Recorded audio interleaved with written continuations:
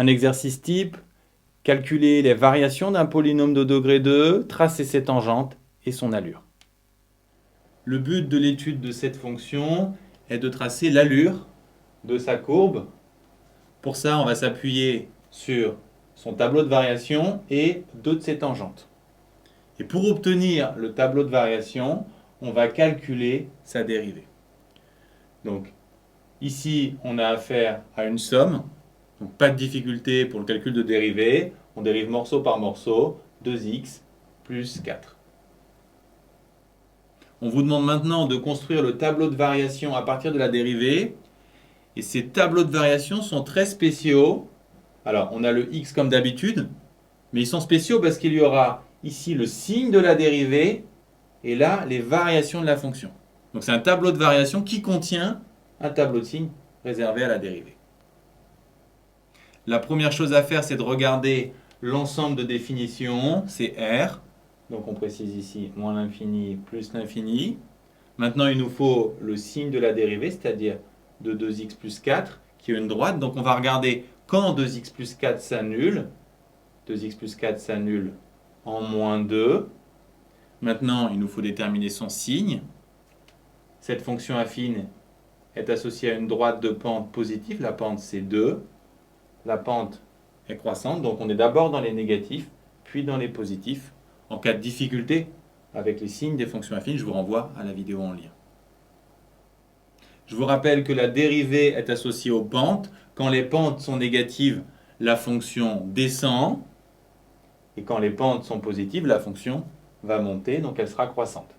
Il nous reste à indiquer le minimum de la fonction atteint en moins 2 en remplaçant ici x par moins 2. On obtient, après simplification, moins 1.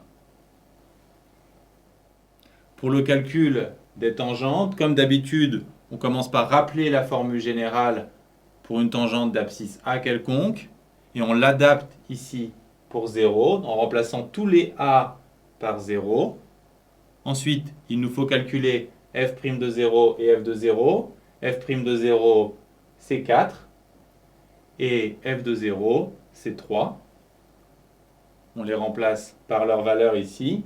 On va donc trouver 4 fois x moins 0 plus 3, autrement dit 4x plus 3. Pour la tangente en moins 1, on applique la même méthode.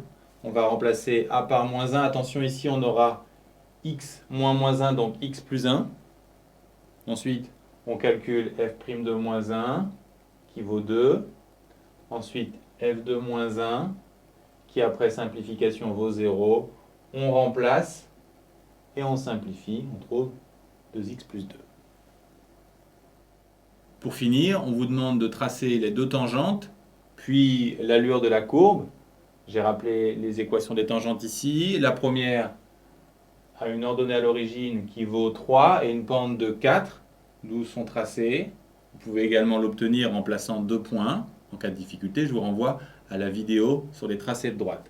Pour la deuxième, ordonnée à l'origine 2, pente 2, d'où ce tracé. Enfin, on vous demande de tracer l'allure. Après vous avoir demandé de tracer les tangentes, ça signifie qu'il faut que votre courbe longe bien les tangentes. Donc on va se demander d'abord où la courbe va longer cette tangente. C'est la tangente en 0, donc elle doit la longer ici, ce qu'on indique par une double flèche. Et ici, la courbe doit longer cette tangente en x égale moins 1, donc ici. Enfin, pour avoir l'allure globale, on va s'appuyer sur le tableau de variation et en particulier sur son minimum atteint en moins 2 équivaut moins 1, où il y aura une tangente horizontale qu'on indique également par une double flèche. Et ensuite, il faut tout simplement se débrouiller pour que la courbe longe le mieux possible toutes les tangentes, c'est-à-dire toutes les doubles flèches. Puisqu'ici, on vous demande sur l'intervalle moins 3, 1, vous allez gommer toutes les parties qui dépassent ici et prolonger un peu jusqu'à x égale 1. L'objectif de cet exercice est de tracer le tableau de variation de cette fonction. L'étape numéro 1 est classique, calculer sa dérivée, c'est d'ailleurs la première question. Ensuite, il faudra étudier le signe de la dérivée, ce qui nous permettra de construire le tableau de variation.